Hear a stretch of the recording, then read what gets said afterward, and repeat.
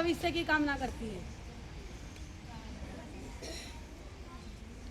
बेटा मैंने मैं आज बातें आपको बताऊंगी पहले भी बताई थी, देखते कितने बच्चों को याद होंगी।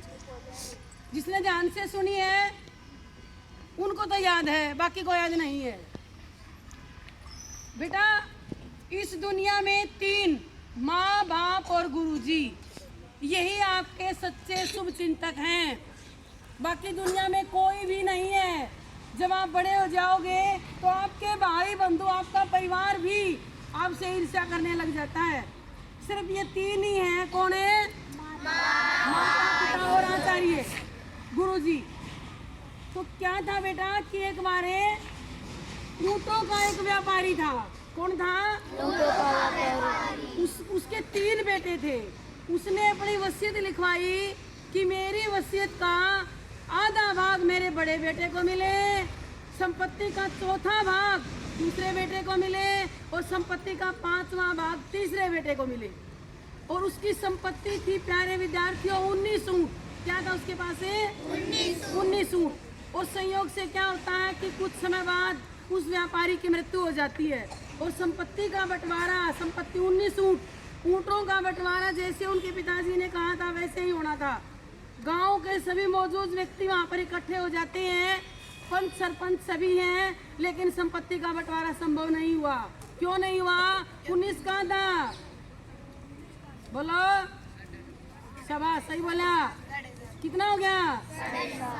क्या 9.5 का? 9.5 ऊँट हो सकते हैं बेटा? कैसे नहीं होंगे? 9 ऊँट एक तरफ है और 10वां ऊँट का क्या करना होगा? 2 भाग। और ऐसा करने से क्या होगा? ऊँट की मृत्यु हो जाएगी।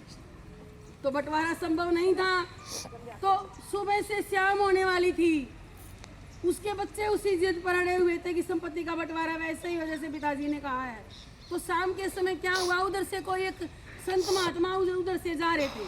तो उन्होंने कहा कि क्यों नहीं संत को बुला लिया जाए, हो सकता है समस्या का समाधान हो जाए। और उसको बुला लिया गया। और संयोग से प्यारे विद्यार्थियों वो भी ऊँट पर ही सवार था। और जब उसके आगे अपनी बात परेशानी रखी तो उन्होंने उस संत ने क्या किया, अपना एक ऊँट उन ऊँटों में मिला लिया। अब ऊँट कितने हो गए? 20। और ऊँटों का बंटवारा बड़ा आसान हो गया। कैसे? 20 का था 10 ऊँट बड़े बेटे को मिले और 20 का चौथा भाग यानी 5 ऊँट दूसरे बेटे को मिले और 20 का 5वां भाग यानी 4 ऊँट तीसरे बेटे को मिले। 10 5 और 4 19। 10 5 और 4 19 ऊँटों का बंटवारा हो गया। अब उस संत ने कहा कि ये ऊँट तो मेरा है। उनकी समस्या का समाधान किया, सभी ने उनका धन्यवाद किया और वो ऊँट पर सवार होकर वो संत महात्मा वहाँ से। तो प्यारे विद्यार्थियों, ठीक वैसी भूमिका आपके जीवन में आपके गुरुजी की है। उसका कुछ भी कम होने वाला नहीं है, लेकिन उसके पास इतना ज्ञान है कि आप उससे अपने जीवन को उदार और उज्जवल बना सकते हो। उसको कोई फर्क नहीं पड़ता गुरुजी के जीवन में आप पढ़ो या ना पढ़ो। नुकसान किसका है? बच्चों का, जो नहीं पढ़ते। तो इसीलिए आप अपनी पढ़ाई मन लगा कर करो। जो आपको बातें बताई जाती हैं, जो आपको पढ़ाया जाता है, उसको अच्छे से सीखो बेटा। इस डर से नहीं कि कक्षा में अध्यापक को मैडम नहीं आई तो पढ़ने की जरूरत नहीं। आप अपने लिए पढ़ रहे हो, न कि गुरुजी के लिए। दूसरी बात, पिताजी का जीवन में विशेष महत्व है। हमारा सारा बच्चों का पालन पोषण कौन करते हैं? पिताजी करते हैं। लेकिन बेटा हो सकता है कि गुरुजी कोई ऐसा हो ना पढ़ाए। पिताजी हो सकता है ऐसा कि ऋषि पुत्र ना होकर शिशि पुत्र हो। शिशि पुत्र मतलब है दुर्व्यसनी हो, शराब पीते हो। तो उससे क्या होगा? वो अच्छे से बच्चे का पालन पोषण नहीं कर पाएंगे। लेकिन प्यारे विद्यार्थियों, माँ का कोई सानी नहीं है। माँ की कोई बराबरी नहीं कर सकता, क्योंकि माँ के चाटे और चपाती दोनों को खाने में बड़ा ही आनंद आता है। और भाग्यशाली होते हैं वो बच्चे जिनको माँ के चाटे और चपाती दोनों मिलती है। बेटा एक बार अकबर के दरबार में 9 रत्न थे, 9 महत्वपूर्ण व्यक्ति थे। उनमें से एक थे टोडरमल। कौन थे? और जब टोडरमल अपनी माँ के गर्भ में थे तो किसी संत ने, किसी ज्योतिषी ने भविष्यवाणी की कि अगर ये बच्चा फला तारीख को 12 बजे पैदा हुआ तो ये राजा बनेगा। और माँ यही चाहती थी। कि मेरा बच्चा, मेरी संतान उसी दिन पैदा हो। और संयोग से क्या हुआ, उसी दिन सुबह माँ को प्रसव पीड़ा हुई, लेकिन माँ नहीं चाहती थी कि उसकी संतान 12 बजे से पहले पैदा हो। तो जैसे जैसे उसका दर्द ज्यादा होता है, उसने कमरा बंद किया और उल्टी फांसी लटका ली, ऊपर अपने पैर बांध लिए, और वो चिल्ला रही थी कमरे में क्योंकि उसको दर्द ज्यादा था। घर वालों को जब पता चला तो उसका गेट उसका तोड़ा और उसको फांसी से नीचे उतारा, और उतारते ही उसने एक सुंदर बच्चे को जन्म दिया। सभी ने कहा कि बधाई हो, तुम्हें बेटा हुआ है। और उस समय 11 बजे थे बेटा, कितना समय था?